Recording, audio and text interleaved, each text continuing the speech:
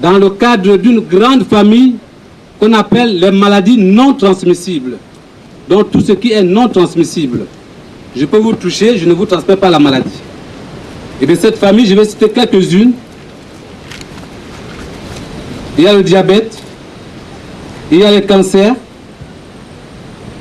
entre autres des cancers, il y a la prostate, cancer du sein, du col de l'utérus, du foie, etc. Il y a les affections respiratoires chroniques. Je vais citer par exemple l'asthme.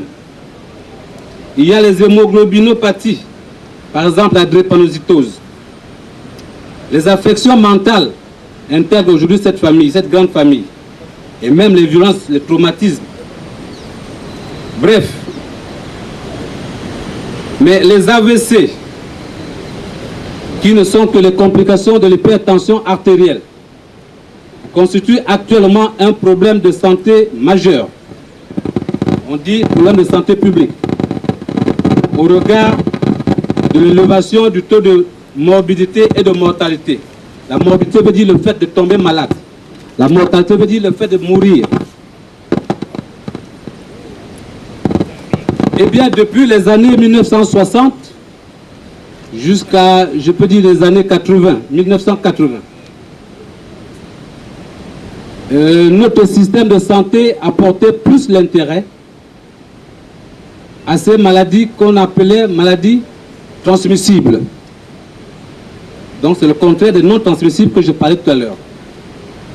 En d'autres termes, transmissibles, on peut dire aussi, comme en jargon, les grandes endémies. C'est des maladies qui sont souvent gérées par les grandes endémies. Et c'est pourquoi donc, des temps coloniaux, ils faisaient des campagnes de dépistage et de traitement dans nos contrées. Pour la bronzage, je peux citer par exemple la maladie du sommeil, appelée scientifiquement la trypanosomiase. C'est des colons qui venaient avec leurs colonnes de voitures, de village en village, dans ce département surtout, pour dépister les malades et les traiter. Et à partir de 1980, toutes ces maladies ont fait l'objet de création de programmes dits nationaux. Et à côté de ces interventions de grandes endémies, la priorité dans ce pays était sur les maladies qu'on peut opérer, donc le traitement chirurgical. C'est pourquoi dans ces périodes des colons à 80, on envoyait dans les villages des médecins a priori qui doivent opérer. Mais à partir des années 90,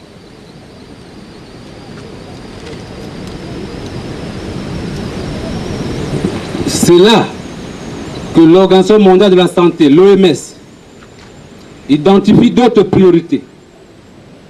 Et quand l'OMS identifie les priorités, c'est y compris tous les pays qui ont souscrit à la politique de l'OMS, dont le Congo est membre. Alors l'OMS va dire que il y a plus de maladies qui tuent les enfants. Et il y a plus de décès liés à la maternité.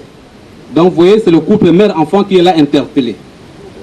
Et donc c'est là qu'on introduit, a priori, au niveau de notre pays, les activités de vaccination contre la diphtérie, coqueluche, rougeole, tuberculose, etc. C'est là où les programmes diarrhée prennent de l'ampleur, parce que ce sont les maladies qui tuaient beaucoup les enfants. Les maladies dites IRA sont les infections respiratoires aiguës, donc qui attaquent la sphère pulmonaire. Il y a la malnutrition. Voilà ce petit groupe de maladies identifié par l'OMS qui était responsable en grande partie de la mortalité chez les enfants. Chez les mamans, c'est surtout lié à la maternité, j'ai dit. Voilà donc comment tous nos pays, en 2015, seront jugés, pour dire brutalement ainsi, seront évalués, pour dire un peu doux, en ce qui concerne l'atteinte des OMD, objectifs du millénaire pour le développement. Après nos dernières évaluations nationales, parce que 2015, ça sera international, nous venons de prouver à la dernière conférence de DDS à Brazzaville devant le ministre de la Santé que le Congo est sur la bonne piste en ce qui concerne la réduction des taux de mortalité tant infantile que maternelle. Les taux ont baissé.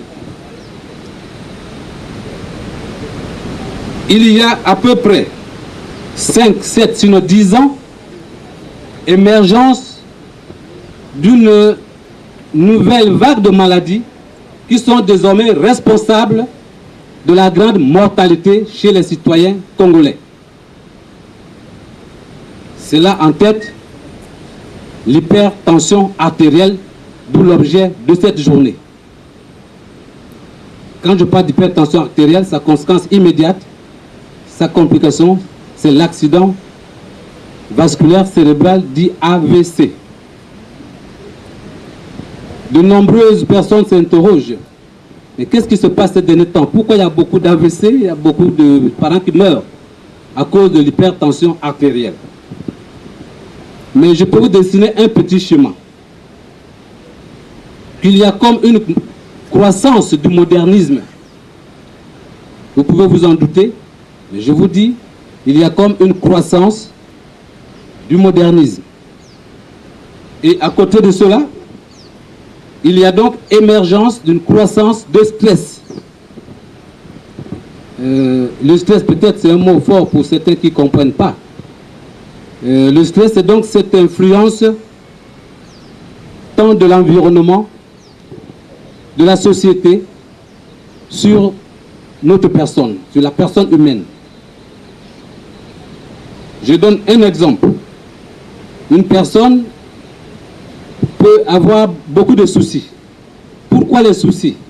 Et bien parce qu'il a des problèmes. Ça peut être un problème, la femme l'a refusé. Ça peut être des problèmes, il n'a pas suffisamment d'argent pour combler tous ses besoins. Ça peut être un problème de famille. On accuse les démons, bref. Et on vit dans le stress. Le stress peut aussi être d'autres sociétales, c'est-à-dire les questions de guerre, de violence dans les communautés, où on perd ses biens, on perd des parents chers, et bien tout cela apporte ce que nous on appelle globalement le stress. Donc c'est cette influence négative, ces effets négatifs sur la morale de l'homme. Et vous pouvez bien comprendre, je peux donner maintenant un petit conseil. Quand vous avez des problèmes, manque d'argent et autres tels que j'ai cités, la maman d'enfant qui vous refuse, etc. Vie professionnelle aussi. Bref, ne voyez pas la fin du monde. Ne voyez pas la fin du monde. Celui qui prie va dire Dieu va faire. Les éminents professeurs disent le mot problème, il est plus gros que la dimension de cette table. Mais la tête, elle est toute petite. Vous ne pouvez pas la prendre de ce qui est plus gros pour mettre là-dedans.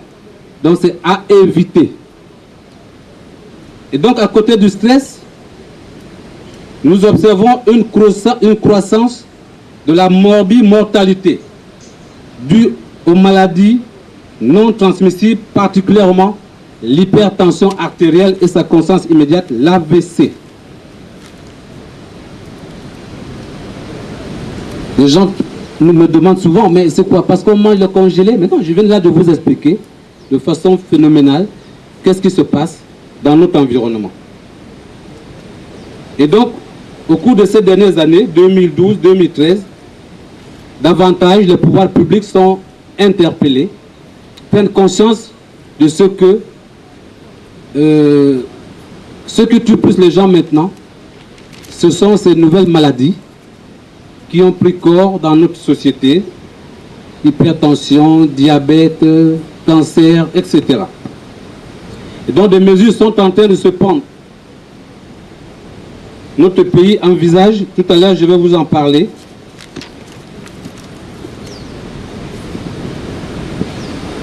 mais au moment où nous parlons, le département de la santé de notre pays s'emploie à développer, à écrire un document dit politique sanitaire nationale. Parce qu'avant les politiques qui étaient envisagées, je veux parler du PNDS, le plan national de développement sanitaire, ne prenait pas suffisamment en compte ces nouvelles maladies. Il prenait plus en compte les vaccinations et autres, ce que vous observez. Et en ce qui concerne donc l'épidémiologie de ces nouvelles maladies, particulièrement l'hypertension, je vous lis un petit passage, chacun le comprendra. La charge représentée par les maladies non transmissibles augmente rapidement en Afrique ces dernières années. Leurs répercussions socio-économiques sont lourdes en termes de coûts, de soins de santé et de productivité nationale sur les individus, les familles et la communauté. À l'échelle mondiale, la mortalité due aux maladies non transmissibles devrait encore augmenter de 17% au cours des 10 prochaines années. L'Afrique devant enregistrer la progression la plus forte, environ 24%. On estime qu'en 2005, les maladies non transmissibles, notamment les maladies cardiovasculaires, le diabète, le cancer et les affections respiratoires chroniques, ont provoqué 60% des décès dans le monde et 80% de ces décès sont survenus dans les pays à revenus faibles. Les principales maladies non transmissibles constituent une sérieuse menace pour les systèmes de santé.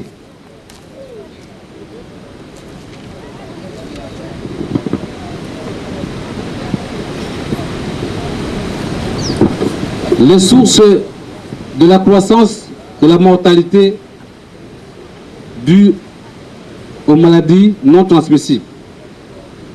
Eh bien, l'incidence de ces maladies est liée en dehors des facteurs physiologiques et génétiques qui sont reconnus traditionnellement à l'exposition de chacun de nous aux facteurs de risque. Les facteurs de risque sont nombreux. Pour ceux qui sont déjà malades, ils prennent des médicaments antihypertenseurs. Souvent, il y a des problèmes de rupture de ces médicaments dus à la pauvreté. Ils abandonnent. Quand ils abandonnent, il y a développement de l'hypercholestérémie. C'est-à-dire le taux de cholestérol monte. Et c'est un danger très public. Il y a également le non-respect des mesures préventives. J'y reviendrai aujourd'hui. J'en ai parlé sommairement à Moyondi dernièrement.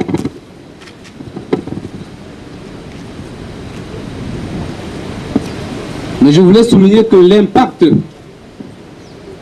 sur la morbimortalité due à ces maladies peut être modifié par la prévention primaire. Parce que les maladies non transmissibles sont à grande partie évitables. Il est donc possible de réduire considérablement le nombre de décès prématurés qui contribuent le plus à la mortalité dans les pays à revenus faibles ou intermédiaires.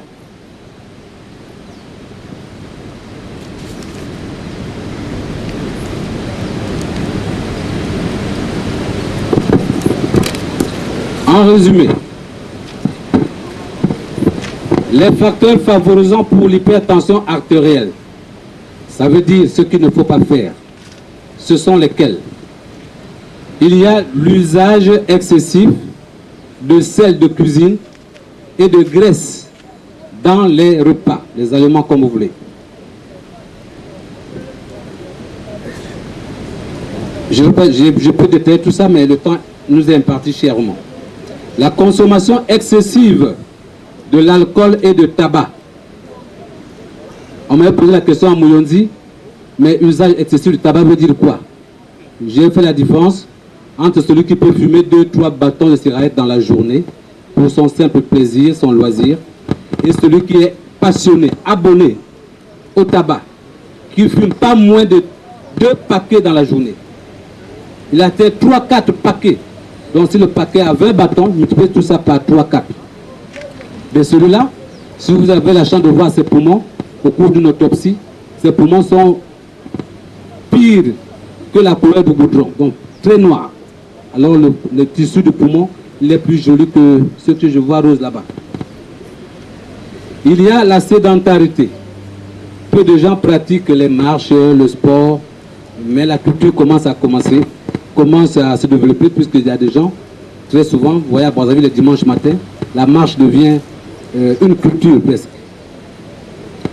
Il y a l'obésité, qui est une conséquence de ne rien faire. J'ai parlé du stress permanent. Eh bien, qu'est-ce qu'il faut faire? Il faut observer ce qu'on appelle la prévention. Ces maladies, on peut les prévenir. Il faut consommer moins de sel de cuisine et de graisse dans les aliments. Et comme ça, il ne se développe pas en vous ce qu'on appelle l'artérosclérose. C'est cette maladie, quand le taux de cholestérol monte, eh bien les artères principales, les vaisseaux, sont bloqués. Parce que ces graisses finissent par adoucir, devenir plus dures que cette table. Il faut maintenir son poids. Il faut proscrire, sinon ne pas abuser de la consommation des boissons alcoolisées ou de tabac. Il faut exercer des activités physiques soutenues. Je cite l'exemple de marche, afin de maintenir l'élasticité des tissus vasculaires pour une bonne circulation du sang. Il faut mener une vie saine qui est exemptée de stress. Il faut contrôler régulièrement sa tension artérielle. Cette notion, chacun doit partir d'ici avec bien inculqué dans sa tête. Ça ne coûte rien de venir dans un centre de santé, de dire moi je viens tout simplement essayer de vérifier ma tension artérielle. Vous le faites le plus souvent, c'est un grand bonheur pour votre vie. Contrôler la glycémie également. De temps en temps, des petits bilans où on fait l'électrocardiogramme et le taux de cholestérol est ainsi défini lors de ces bilans. Il faut consommer plus de légumes, de fruits et de fruits. Il y a des gens déjà dans cette société qui sont comme ça. Mais si vous pouvez demander à eux pour qu'ils font comme ça, je crois qu'ils sont déjà, sont déjà passés à côté de tous ces drames. Le mieux, je dis et je souligne, c'est la prévention. Mieux vaut prévenir que guérir. Et bien s'il faut guérir, alors c'est la prise en charge curative. Je vous dis qu'elle est excessivement chère. D'abord, au niveau des personnels de santé, personnels formés, spécialisés en neurologie, il n'y en a pas encore beaucoup dans le pays. Je vous dis qu'à Loangili, l'hôpital Jean de Loangili n'en a qu'un seul spécialiste. Le CHU de Brazzaville n'en a que 3, le plus grand de ce pays. Mais le pays envisage de construire les hôpitaux généraux au chef-lieu de tous les départements. C'est ça la volonté politique de ce pays, pour qu'on ait une bonne couverture sanitaire.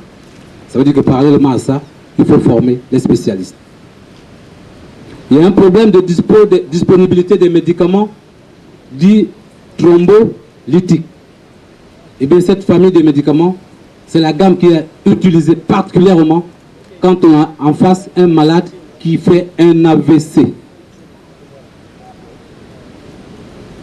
Mais les coûts de ces médicaments ne sont pas encore amortis. C'est vrai, nous tendons vers une sécurité sociale. Il y a des prémices et des démarches dans ce sens. Mais pour l'heure, je vous dis, pour guérir, peut-être pour apporter l'assistance à un malade qui a fait l'AVC, nous utilisons 2 flacons de thrombolytique. Un seul flacon coûte 650 000 francs CFA. Ça veut dire que le malade qui a plus de 50 kg, il lui faut deux flacons. Alors c'est 1 million, je ne sais pas combien, 300 000 francs. Ce n'est pas donné à toutes les familles. Le scanner, premier pas pour poser le diagnostic de cette maladie.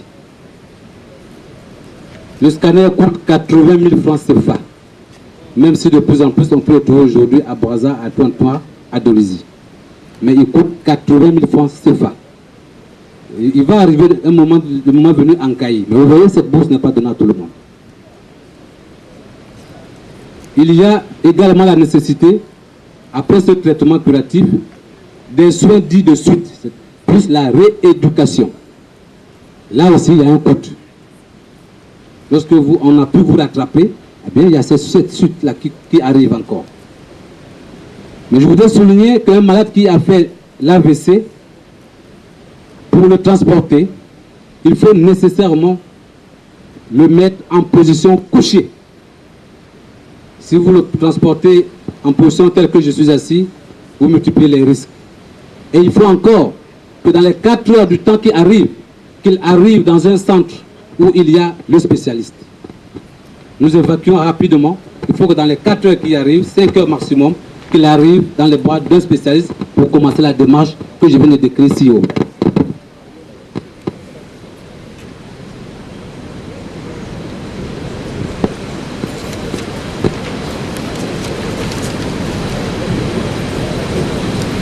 Quelles sont les contraintes à ce jour que les professionnels de santé rencontrent pour faire face à ces nouvelles maladies? Le fait d'abord que cette série de nouvelles maladies qui prennent de l'ampleur, pourquoi je dis nouvelles, les données statistiques sont encore insuffisantes. Il y a encore peu d'études qui sont réalisées concernant ces maladies. Je veux parler dans notre pays, qui est un problème principal fondamental. Je vais parler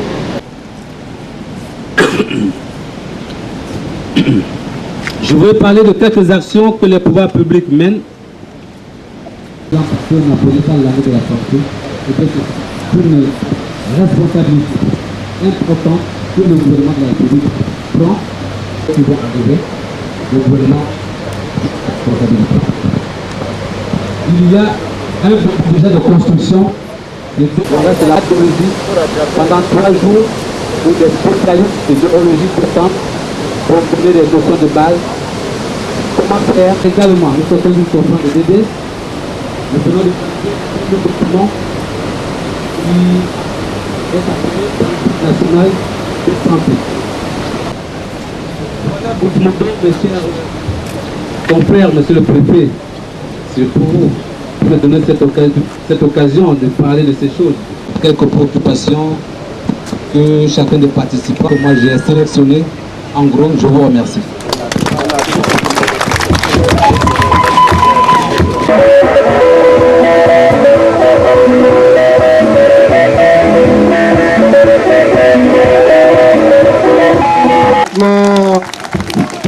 Le très excellent préfet, c'est une grande délégation comme ça pour visiter l'usine.